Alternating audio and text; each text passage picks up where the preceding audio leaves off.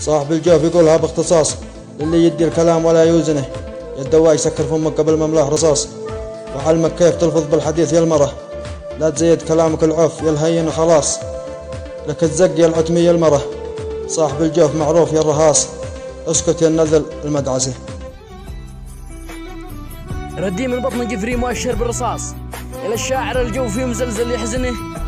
أنتم غدر وانذال وما فيكم رجاله باختصاص، وانت الوحد يا أخوه كل البشر بات لعنه.